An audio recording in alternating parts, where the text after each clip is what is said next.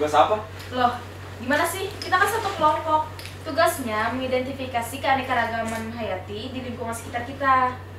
Oh iya, aku lupa kita ada tugas biologi. Kita satu kelompok kan? Gini aja, nanti kita pilih 2 ekosistem yang berbeda. Nanti kita bandingkan satu sama dengan yang lain. Aku ada usul. Kita kan membahas tentang ekosistem dan keanekaragaman hayati. Gimana kalau kita ngerjain tugasnya di luar sambil jalan-jalan? Ya, hitung-hitung sambil refreshing juga lah. Boleh tuh, kemana kira-kira? Kalau ke pasar terapung gimana? Boleh juga tuh, kebetulan aku belum pernah pasar terapung. Terus tempat kedua yang jadi pembandingnya kira-kira di mana? Gimana kalau kita ke Bukit Sapu Angin? Tempatnya lagi hits banget di Instagram dan ekosistemnya beda sama pasar terapung. Tapi agak jauh sih. Oh oke, deal ya. Jadi kalau gitu kita ke pasar terapungnya pagi, karena kan pasar terapung cuma ada pagi. Nah, karena besok Jumat, kita harus izin dulu ke sekolah bahwa kita masuknya terlambat sedikit. Nah, kalau misalnya ke Bukit Sapu Anginnya kita Sabtu aja ke sana gimana? Boleh Nah, juga tuh. Bisa Boleh. ya. Deal? Deal. Oke.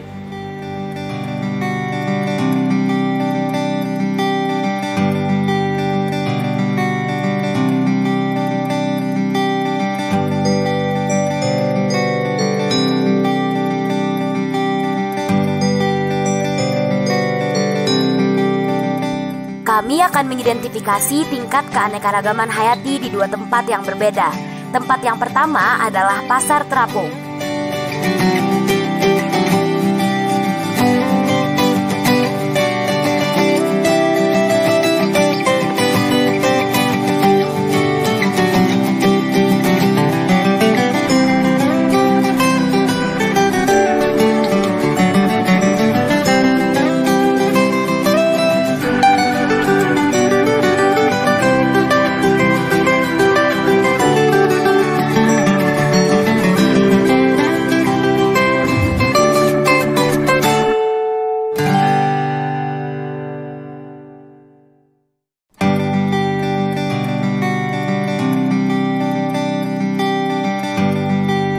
Pasar terapung sebenarnya adalah contoh ekosistem akuatik berupa ekosistem sungai yang dimanfaatkan oleh masyarakat di daerah kami sebagai pasar tempat jual beli hasil bumi dan kebutuhan sehari-hari.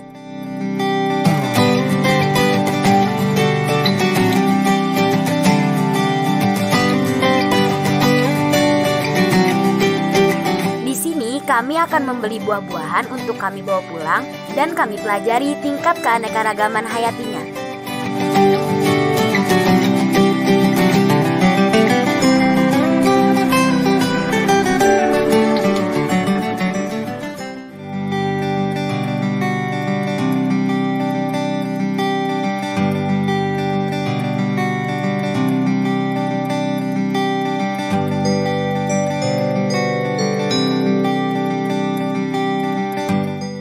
Tempat kedua yang kami datangi adalah Bukit Sapu Angin.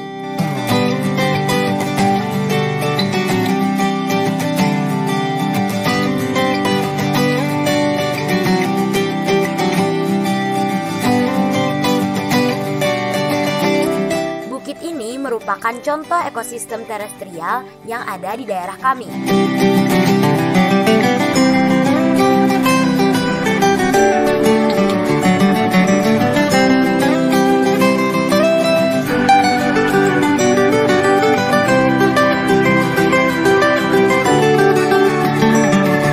Pemandangan di sini sangat indah karena terdapat banyak tumbuhan yang didominasi gramine atau rumput-rumputan dan tanaman tingkat tinggi daerah tropis lainnya.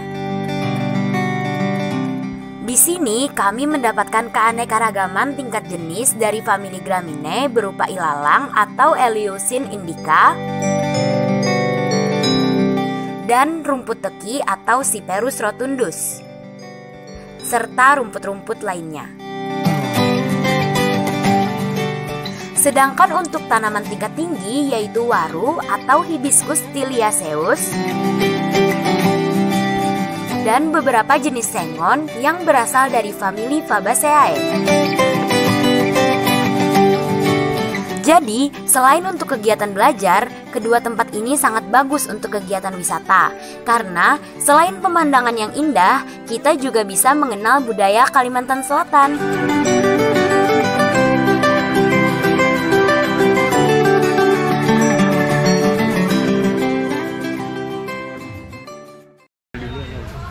Gimana nih?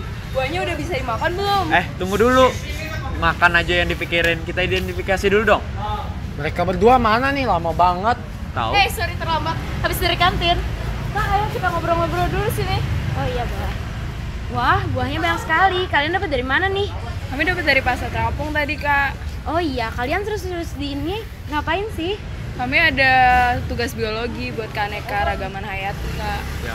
Kak bisa bantu nggak? Oh iya, boleh. Mau nanya apa? Ini kan ada buah jeruk. Ini masuk keanekaragaman tingkat gen ya, Kak? Oh iya, betul sekali. Jadi, jeruk ini walaupun terlihat berbeda, namun termasuk ke dalam spesies yang sama, yaitu Citrus exchinensis. Jadi, kenapa jadi jeruk ini termasuk ke dalam tingkat keanekaragaman hayati tingkat gen? Karena spesiesnya sama, namun varietasnya berbeda.